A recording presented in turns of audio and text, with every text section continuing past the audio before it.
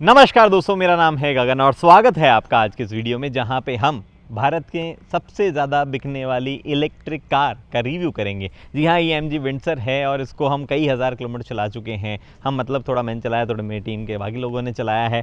कुछ महीनों से रख रहे हैं, AC चार्जिंग DC चार्जिंग सब कर ली है। अलग अलग जगहों से फीडबैक लेके टोटल जो सर्विस मैनुअल है, इश्यूज़ जो हैं, जो पॉजिटिव्स हैं, उन सब को मिला के अब जो एक वीडियो करने का वक्त आ गया है। तो हर एक चीज़ की एक एक करके बात करते हैं। सबसे पहले पॉजिटिव्स की बात करेंगे, फिर नेगेटिव्स की बात करेंगे जो एक्सपीरियंस है। उसके बाद में क्योंकि ये रिव्यू है तो सर्विस की बात भी करनी ज़रूरी है, कितना खर्चा आएगा, कितने में होगी, लॉजिकल है या नहीं है, उन सब की बात करते हैं। चलिए, सबसे पहले सबसे बड़ा पॉजिटिव जो कि है बड़ी गाड़ी। ये गाड़ी जो है आपको दिखने में कैसी भी लगती हो, थोड़ी अलग सी, थोड़ी अजीब सी और एक बार की दूर से छोटी भी लग सकती है, पर छोटी नहीं है भाई। ये अंदर से भी बहुत स्पेशियस है, बाहर से भी बहुत बड़ी है।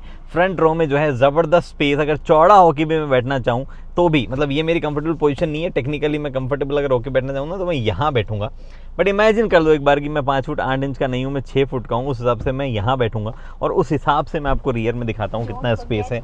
ये सीट पूरी चौड़ी करने के बावजूद मेरे पास में गजब स्पेस है और ये इस गाड़ी की सबसे बड़ी USP है। आपके पास में सीट जो है और ज़्यादा रिक्लाइन हो जाती है, आपको कंफर्टेबल पोजीशन जो है वो ये लगने लगती है।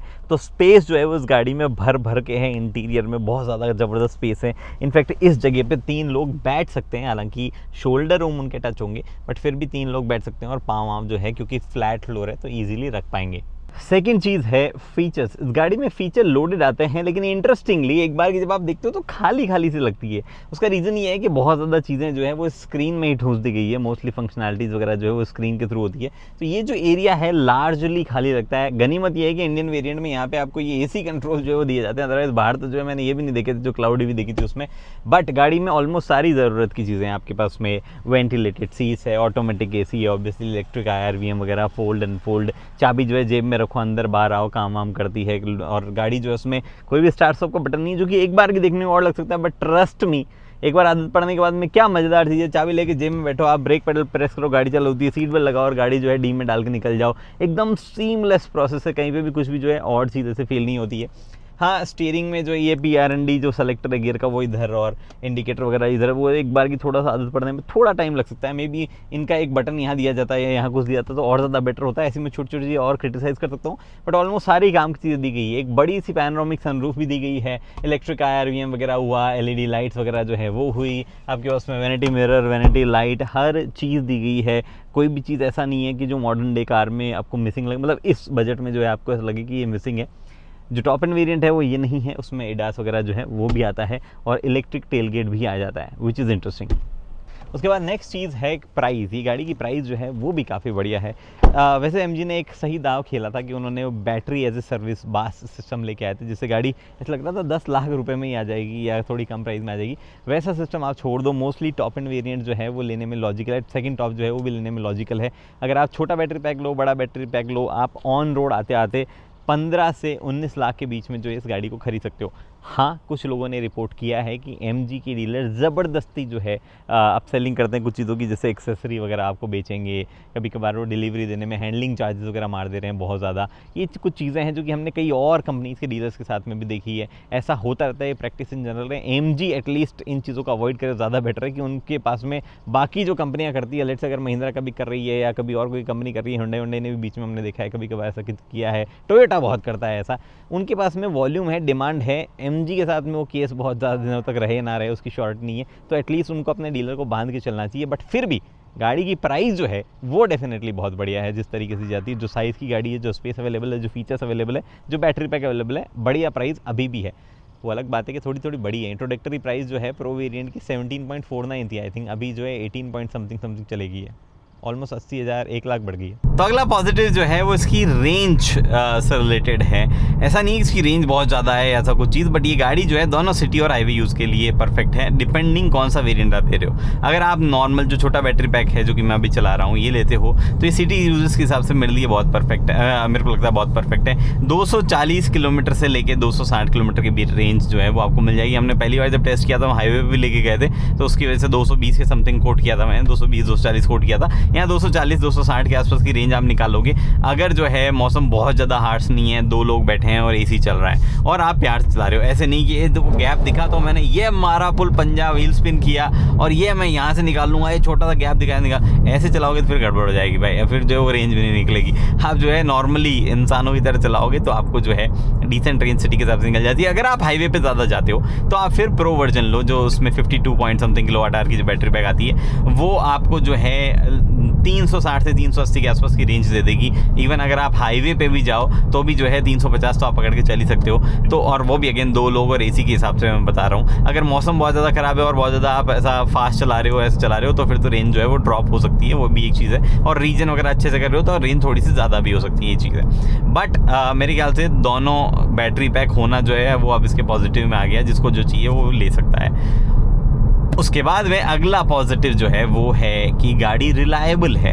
अब मैंने अभी तक इस गाड़ी के साथ में एक भी बार ऐसी समस्या नहीं देखी जो कि मैं अदरवाइज टाटा के व्हीकल्स में, मेरी पंच भी जो मेरे घर पे उसमें देखी है, मैंने कभी कभार और भी कुछ गाड़ियों में देखी है। वो ये कि चालू नहीं हुई, HV बैटरी एरर, या चाबी में लॉक अनलॉक नहीं हो रही, या ड्राइव से न्यूट्रल में नहीं जा रही, या रिवर्स में नहीं जा रही, या जो है कुछ और अजीब समस्या वगैरह गाड़ी लेके आ गई है। कुछ भी ऐसा नहीं है, कोई भी रेंज ड्रॉप ऐसे नहीं हुई है कि 20% दिखा रही थी और गाड़ी जो है अदरवाइज 1% पे लेट से कि 3 किलोमीटर चल रही है तो लास्ट के 20 में मुझे लगा कि 60 किलोमीटर चलेगी, बट वो चली 10 किलोमीटर ही। ऐसा कुछ भी और चीज़ नहीं हुई है, रेंज ड्रॉप वगैरह कोई भी इशू जो है वो फेस नहीं किया है। ना ही इंटरनेट पे आपको बाकी लोगों का कुछ ऐसा मेजर देखने को मिलेगा। हाँ, एक DC चार्जिंग के साथ में कई लोगों ने समस्या बताई थी कि उनकी गाड़ी जो है DC चार्जिंग कभी कभार नहीं लेती, कुछ लोगों ने बोला है। और उसका सॉल्यूशन फिर उन्होंने बोला कि सर्विस सेंटर ने जो है दिया है, कई लोगों ने बोला है कि एक बार टर्मिनल निकालो फिर कभी नहीं होगा वगैरह वगैरह। बट मुझे तो वो वाली समस्या भी नहीं आई। इन जनरल एकदम रिलायबल उस चीज़ों में रही है। कोई भी और ग्लिच किसी तरीके का नहीं आया है कि स्क्रीन जो है हैंग होके अटकी रह गई है या चली नहीं है, ब्लैकआउट हो गई है। कभी कभार लैग कट जाती है, स्पेशली ब्लूटूथ से कनेक्टिविटी वगैरह के टाइम पे, बट बाकी इन जनरल सही चल रहा है, कोई भी इशू नहीं है। ये स्क्रीन रात को जो भाई साहब एकदम से ऐसा वो मार देती है कभी कभार, एकदम से ना फ़ोन आता है तो बहुत ज़्यादा ब्राइट वाइट हो जाती है, वो अलग बात है खैर। बट ऐसा रिलायबिलिटी वाइज जो है कोई इशू नहीं आया, तो ओवरऑल वो चीज़ें इसके पॉजिटिव साइड में ही जाती है।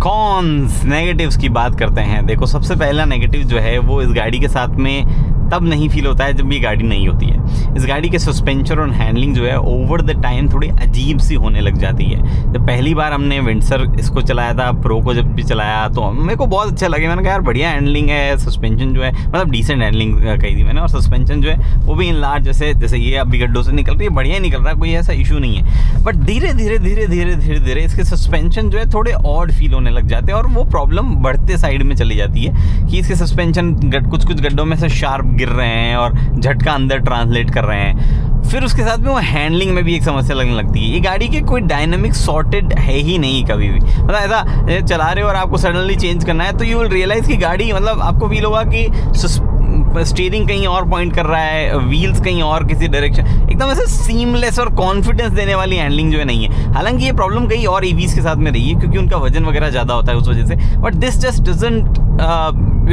वो कहते हैं ना कि you never get used to it. वैसे वाला मैं कहता हूँ कि आदत ही नहीं पड़ेगी आपकी, होगा ही नहीं कभी भी, आपको तो समझ में नहीं आएगा कि अच्छा ये ऐसे बिहेव करती है तो मैं इसको ऐसे चला के अपने आप को ढाल सकता हूँ। नहीं, अलग ही तरीके से जो है ये गाड़ी बिहेव करती है। फास्ट होती है तो अलग बिहेव कर रही है, स्लो होती है थोड़ा और ज़्यादा अजीब बिहेव कर रही है। तो वो एक ऐसी चीज़ है जो कि मुझे धीरे धीरे ऐसा फील होने लगा कि अरे नहीं यार, मतलब ईवीज़ के साथ में है प्रॉब्लम। सेम चीज़ ZSUV में भी हमने फील करने लगी थी। हालांकि ZSUV थोड़ी कंपोज ज़्यादा थी, उसके सस्पेंशन बस गिरते थे, वो आवाज़ उसमें प्रॉब्लम वो थी। बट यहाँ पे जो है वो दोनों तरीके से ऐसे मज़ा नहीं आ पाता है, हैंडलिंग डायनामिक्स वगैरह वाला, और वो धीरे धीरे क्वालिटी जो है वो डिटेरिएट मुझे सस्पेंशन की होती हुई लग रही है। तो वो एक ऐसी चीज़ है। अब it can be with the tyre जो इस्तेमाल किए गए उनको अगर वो अपडेट करके कुछ और निकाले तो शायद उसमें थोड़ी बहुत इंप्रूवमेंट आ जाए, बट ऐसा इन जनरल जो है वो ओवरऑल डायनामिक्स वगैरह पे और काम किया जाना चाहिए, वहाँ पे मज़ा कम है थोड़ा सा। अगला नेगेटिव पॉइंट बताने के लिए मैं फिर से रियर सीट पे आ गया हूँ। देखो कैसे समझाऊँ मैं, थोड़ा सा कंट्रोवर्शियल और डिफिकल्ट दोनों हो सकता है ये। इस गाड़ी में स्पेस कमाल का है, इसकी गाड़ी की सीट दिखने में ऐसे गद्देदार है, और फर्स्ट टाइम जब आप बैठोगे तो आपको बहुत ही सही लगेगा कि बड़ी चौड़ी मस्त गद्देदार सीट है, ये तो कंफर्ट ओरिएंटेड होगी ही होगी। बट ऐसी चीज़ जो है इन मोशन काम नहीं करती है, बहुत लंबे टाइम तक आप बैठते हो तो ये काम नहीं करता है। ये मैंने सीखा है इस गाड़ी के साथ में, मतलब ये मेरे को तो पहले से पता था, बट इस गाड़ी में बैठ के वो और ज़्यादा जो है पता चलने लग जाता है। होता क्या है ना, इस गाड़ी में जब भी आप बैठे रहते हो थोड़ा सा लंबा अगर आप बैठते हो, वैसे तो ईवीज कार के साथ में कितना ही लंबा बैठोगे आप, बट हमने किए हैं इसके साथ में लॉन्ग ट्रिप्स या ट्रैफिक में बहुत लंबे टाइम तक बैठते हो तो थोड़ा डिस्कम्फर्ट जो है फील होने लग जाता है। जिस तरीके की सीट है जो लो मतलब यहाँ पे फ्लैट जो है हाई है तो उसकी वजह से थाई सपोर्ट वगैरह कम लगता है, तो जो ओवरऑल सीटिंग पोजीशन है थोड़ा अपराइट होकर बैठने में फिर भी आप थोड़ा लंबे तक बैठ सकते हो, बट ये सीट्स जो है थोड़े टाइम में डिस्कम्फर्ट देने लग जाती है। It's not great for long run highway पे तो आप ज़्यादा वैसे भी नहीं कर पाते हो, उतनी ज़्यादा ईवीज़ की रेंज नहीं होती है कि एक सीटिंग में बैठ गए और 700-800 1000 किलोमीटर चले गए हो, वैसा तो नहीं होता है, बट फिर भी कई लोग लंबे टाइम तक बैठते हैं ट्रैफिक मिक्स कंडीशन में। So it's not that comfortable despite the fact कि बहुत ज़्यादा स्पेशियस है। इस गाड़ी में डे लाइट एरिया जो है वो इतना ज़्यादा है, मतलब जो अंदर आती है। एक तो ये ग्लास रूफ, चलो भाई बहुत गर्म हो रखी है, बहुत भयंकर गर्म हो रखी है, बहुत ज़्यादा गर्मी जो है इसके अंदर से आती है। इसको सबसे पहले तो फुली क्लोज कर देते हैं। इसका ऐसे यहाँ कोई बटन वटन नहीं है, अगेन जैसे मैं पहले बात कर रहा था बटन की कमी फील होती है, बट फिर भी आपको जो है इसको बंद रखने के बावजूद या नॉन सनरूफ वाला वर्जन ले लो उसके बावजूद गाड़ी में हर जगह से सनलाइट आती है। अभी विंटर्स और मानसून जो इसके बीच का टाइम है और यहाँ पे जो है गर्मी बहुत ज़्यादा नहीं होती है, बट धूप तेज हो जाती है। इस धूप में भी इतनी हालत ख़राब हो रही है इस गाड़ी की, टेम्परेचर अंदर जो है लगातार मेंटेन करने के लिए एसी को बहुत हाई रखना पड़ता है, जिससे रेंज फर्दर डिप्लीट होती है। May be tinted glass, may be जो है जो फ्रंट वाला एरिया है, जो डैश वाला पार्ट है, उसमें कुछ कलर जो है उसको दूसरा चेंज करके ब्लैक जो किया गया उसकी जगह कुछ और थोड़ा बेटर जो है इस सिनेरियो को बनाया जा सकता है। बट फिलहाल तो जो गाड़ियाँ अवेलेबल है उसमें अंदर एसी चलता है टॉप का, और वहाँ पे जो है बैटरी खर्च होती है टॉप की। इस गाड़ी में रियर वाइपर नहीं आता और ये एक बड़ी प्रॉब्लम है। अभी तो हमने शूट करने से पहले धुलवा ली है गाड़ी, जो ना धुलवाएं इसको और बारिश के टाइम पे थोड़ा सा आप चला के आ जाओ तो रियर में इतना कचरा जमा हो जाता है कि आपको दिखना जो है वो इम्पॉसिबल हो जाता है और साफ़ करना पड़ता है हाथ से कपड़ा लेके। तो ये एक डेफिनेटली नेगेटिव पॉइंट है। उसके बाद अगला नेगेटिव पॉइंट ऐसा नेगेटिव है जो फ्रस्ट्रेटिंग काम है वो एक्चुअली इस गाड़ी का, वो है इसमें लैक ऑफ बटन्स। देखो मुझे कई बटन ऐसे हैं जो मुझे लगता था इनिशियली चाहिए होंगे, यार ये तो होना चाहिए, ORVM एडजस्ट करना होता है, एयर कंडीशन वगैरह, जो चलो एयर कंडीशन का तो यहाँ पे दिया हुआ है, और कई चीज़ें ऐसी हैं जो धीरे धीरे मेरी आदत भी पड़ गई। जैसे मुझे पता चल गया ये वाले बटन को बीच में दबाऊंगा तो पहले जो है right rear view mirror set होने का होगा, फिर लेफ्ट हो जाएगा, फिर एयर कंडीशनिंग पे आ जाएगा, और अगर मैं एयर कंडीशनिंग नहीं सेट करता हूँ उसको लेके ऐसे नीचे जो कि करने की जरूरत भी नहीं क्योंकि यहाँ पे बटन दिया हुआ है, वो ना भी सेट करूँ तो वापस जो है वो राइट मिरर पे जो है अपने आप चला जाता है और वो एडजस्ट होने लग जाता है। ऐसे कर करके 2-4 शॉर्टकट सीख गया हूँ, उधर से भी जो है म्यूजिक का सीख गया हूँ। स्टिल मेरे को जो है कई ऐसी चीज़ें हैं जिसके लिए दौड़ भाग के फिर से बटन ढूंढने पड़ते हैं और मैं सड़क पे अपने आप को कंफ्यूज्ड और खोया हुआ पाता हूँ। स्पेशली जब ट्रैफिक हो आसपास तो सिचुएशन ऐसी हो जाती है कि मैं किसी चीज़ में ध्यान लगा रहा होता हूँ और मुझे थोड़ा सा कंफ्यूजन होता है, फिर मैं सोचता हूँ अरे ये करूँ वो करूँ, फिर गाड़ियाँ जो है वो आसपास काफ़ी हो जाती है और टेंस माहौल हो जाता है और जो है थोड़ा सा गलती होने के चांसेस बढ़ जाते हैं। ये डेंजरस चीज़ है, मैन्युफैक्चरर्स को रियलाइज़ करना पड़ेगा। कुछ चीज़ों के बटन उनको देने ही पड़ेंगे, no matter how much cost cutting you do. एक और चीज़ है मैं मेंशन नहीं करने वाला था, बट ललित ने जो है बार बार इंसिस्ट किया कि आपको मेंशन करना पड़ेगा, वो ये कि इस गाड़ी में जब भी आप डोर अनलॉक करने जाते हो तो 2 बार दबाते ही आपके दरवाजे खुल जाते हैं अगर गाड़ी लॉक भी है। सेम सिचुएशन आगे पीछे है, क्योंकि ये जिस तरीके से फंक्शन काम करता है, इलेक्ट्रिक लैच के साथ में काम करता है, कोई भी कनेक्शन या कोई भी लिवर आपको बाहर नहीं दिखता है तो एक सेंस ऑफ इनसिक्योरिटी आ जाती है, या इनसिक्योरिटी नहीं बोलते उसको, लैक ऑफ सेफ्टी जो है वहाँ पे फील होती है कि कोई भी जो है उसको दूसरी बार करेगा और वो खुल जाएगा, पता नहीं चलता है विजुअली ऐसा कुछ भी कि वो अनलॉक होगा या नहीं होगा, या एक्चुअली वो अनलॉक होना ही नहीं चाहिए इन दी फर्स्ट प्लेस अगर मूविंग कार में, बट यहाँ पे वो हो सकता है। तो वो अगर आपके लिए कंसर्न है तो ध्यान रखिए। स्पेशली बच्चों के साथ ही प्रॉब्लम हो सकती है और बच्चों को पीछे बैठाएं और चाइल्ड लॉक लगा के रखें तो वहाँ पे आपका पार्ट सॉल्व हो सकता है। बच्चों से याद आया, इस गाड़ी में चाइल्ड सीट लैच करना, महाभारत जो सीट है ये फिर भी मैं भूल जाता, this is out of something जो मैं सोच के नहीं आया था बट मेरे को याद आ गया। इस गाड़ी में चाइल्ड सीट लगाना अपने आप में महाभारत है। ये जो गद्देदार सीटें हैं इसमें चाइल्ड सीट दबा के से पुश करनी पड़ती है, आइसोफिक चाइल्ड सीट, और ये इतनी प्रॉब्लमेटिक है कि देयर वाज अ सिचुएशन जहाँ पे मुझे सिर्फ 5-7 किलोमीटर जाना था, मैंने सिर्फ एक साइड का जो है माउंट लैच किया, दूसरी साइड का लैच नहीं किया, ये सोच के कि बाद में आराम से करूंगा, अभी गर्मी बहुत है अभी नहीं करूंगा। तो ये छोटी मोटी चीज़ें जो चाइनीज़ मैन्युफैक्चरर्स को थोड़ा सा फाइन ट्यून करनी ही पड़ेगी, धीरे धीरे सीखेंगे वो। अभी गाड़ियाँ बनाते हैं उनको हुए नहीं ना 50-60-70 साल, तो ये बातें हैं। उसके बाद में इस गाड़ी का म्यूजिक सिस्टम ठीक है, लेकिन अगर आपके घर में एक भी दूसरी गाड़ी है और आप वो चलाते हो और इसमें आके बैठ जाते हो तो आपको एक चीज़ रियलाइज़ होगी जो कि आप फिर से एक बार सुनने के बाद कभी भी जो है उसको इग्नोर नहीं कर पाओगे। वो ये कि आप इसमें बैठोगे और जब आप म्यूज़िक सुन रहे हो तो आपको रियलाइज़ होगा म्यूज़िक थोड़ा सा इधर की साइड ज़्यादा बज रहा है, इधर कम बज रहा है। No matter what setting you do, वो ऐसा ही लगेगा। उसका रीज़न सिंपल है, इस एरिया में जो है कोई भी ऐसा साउंड नहीं आता है। जिस तरीके से कैलिब्रेशन उसका किया गया है वो ऑफ सेट बजता है, एक साइड में बजता है। एक बार की इस गाड़ी में बैठ जाओ और इससे कोई कमतर म्यूजिक सिस्टम वाला, लेट्स से होंडा में, जिसका म्यूजिक सिस्टम इतना बढ़िया नहीं लगता मुझे, एक बार की आप उसमें बैठोगे तो आपको उसका बेटर लगने लग जाएगा, क्योंकि आपको रियलाइज़ होगा कि उसमें एटलीस्ट चारों तरफ से आवाज़ तो सही आ रही है, इसमें थोड़ा सा ऑफ आवाज़ जो है वो आती है। तो ये जो ऑफ आवाज़ आने वाली चीज़ें हैं, जो आपके पास में ये बटन्स हैं जो कि इसमें नहीं है, किसी और गाड़ी में होते हैं अदरवाइज़, जो अर्गोनॉमिकली प्रॉब्लम करते हैं। कोई भी घर में दूसरी गाड़ी है ना भाई, ये आपको बार बार दोनों चीज़ें जो है बहुत हर्ट करने वाली है अगर आप फ्रीक्वेंटली चेंज करते हो तो। और उसके बाद एक और नेगेटिव चीज़ ऐसी है जो कि मुझे it's just make me feel की क्वालिटी वाली प्रॉब्लम है। वो ये है कि गाड़ी का जो फ्लोर पेडल है, जो नीचे वाला एरिया है, जो पाँव ड्राइवर का जहाँ रहता है, एक्सीलेटर और ब्रेक पेडल वगैरह जो है, वहाँ पे लगातार किसी न किसी तरीके की वाइब्रेशन या फील जो है वो आती रहती है। जैसे गड्ढे हैं तो उसकी फील आती रहेगी, म्यूज़िक बज रहा है उसकी फील आती रहेगी, मैं एक्सेलरेट करता हूँ तो उसकी थोड़ी सी अजीब सी फील वहाँ पे आती रहती है। गाड़ी जो है उसमें रंबल वगैरह कहीं जा रही है तो उसकी काफ़ी ज़्यादा फील उसकी आती रहती है। नॉट जस्ट दैट, गाड़ी का ओवरऑल इंसुलेशन जो है वो सिर्फ यहाँ ही नहीं, इतना गाड़ी मतलब जो हाई स्पीड पे जाती है तो इतनी एरोडायनेमिक होने के बावजूद यहाँ पे जो है आपको विंड नॉइज़ वगैरह सुनाई देती है। ये ग्लास जो है बड़े पतले पतले से यहाँ पे लिए गए हैं, फ्रंट वाला खोलना था, रियर वाला खोल दिया। बाय द वे फीचर की बात जब मैं कर रहा था ये बताना भूल गया, वन टच अप डाउन होता है भाई सारे के सारे। तो ये ग्लास जो इतना पतला लिया गया है कि ओवरऑल जो साउंड है वो क्रीप इन करती रहती है जब भी आप मतलब सिटी से बाहर जैसे निकलते हो या आप ख़राब सड़कों पे, ख़राब जो ग्रेवल वाले पिचेस उस पर जब जाते हो तो आपको फील होता है। तो वो एक चीज़ है जो कि थोड़ा सा मूड जो है वो ख़राब करती है हल्का हल्का। ये इंसुलेशन पे डेफिनेटली काम किया जाना चाहिए। इससे पहले कि मैं सर्विस वाले पार्ट पे जाऊँ, एक चीज़ और है जो कि मैं समझ नहीं पाया कि पॉजिटिव में डालूँ या नेगेटिव में डालूँ, वो है इसका बूट स्पेस। इस गाड़ी का बूट स्पेस अच्छा है, लेकिन यूजेबल बूट जो यहाँ पे दिख रहा है वो बहुत बढ़िया नहीं है। आपको जो है ये फ्लोर जो बोर्ड है यहाँ पे वो हटा के नीचे डालना पड़ेगा, उसके बाद में थोड़ा यूजेबल रहता है। हालांकि डालना ऐसा कोई महाभारत नहीं है, ऐसे करके मैं नीचे डाल सकता हूँ। मेरा सामान जो है वैसे यहीं बाहर ही पड़ा था तो मैंने डाल दिया, कोई भी फ्रंक वगैरह इसमें नहीं है, ये डाल सकता हूँ और ये यूजेबल सा फिर हो भी जाता है। But it's not practical in terms of its shape, थोड़ा थोड़ा कुछ बैग्स के लिए। तो मुझे लगा पता नहीं पॉजिटिव है या नेगेटिव है, जो इसको बीच में ही रख देता हूँ। बट सर्विस पे आते हैं, जो कि एक्चुअली ईवीज़ के साथ में एक टिपिकल पॉजिटिव होता है। उनमें बहुत ज़्यादा चीज़ें नहीं होती जिनको चेंज करना पड़ता है और इस वजह से वो पॉजिटिव साइड में जाती है।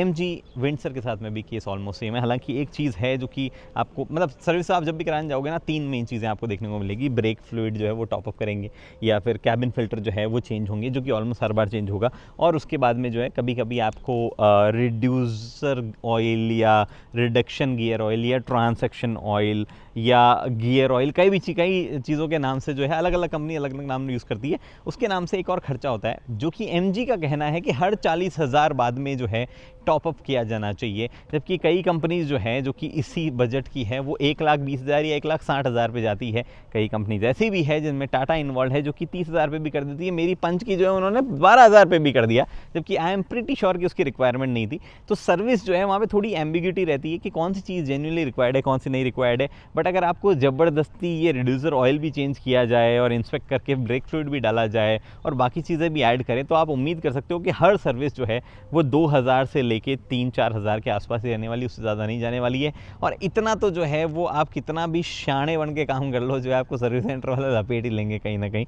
और मुझे लगता है it should not be A case, but होगा और किसी को ज़्यादा हर्ट भी जो है वो प्रॉब्ली नहीं होने वाला है। But this is the case, service जो है वो ऐसा बड़ा खर्चा इस गाड़ी के साथ में नहीं है। कोई भी ऐसा खर्चा उन लोगों ने भी ऑब्जर्व नहीं किया जिन्होंने 30-40 हज़ार किलोमीटर चला दी। ये वाली चलो इतनी चली नहीं है। तो ओवरऑल सर्विस जो है वो पॉजिटिव साइड में ही रहेगी और आपको जो है पीस ऑफ माइंड उधर रहेगा। बस आप थोड़ा सा स्मार्टली काम में लेना। फिलहाल इस वीडियो में इतना ही है। मेरे पास में बहुत सारी चीज़ें हैं जो कि मैंने कॉन्स के रूप में बताई है MG, जिनमें से काफ़ी सारी चीज़ें इंप्रूव भी कर सकता है और कर दे तो बहुत ही ज़बरदस्त है।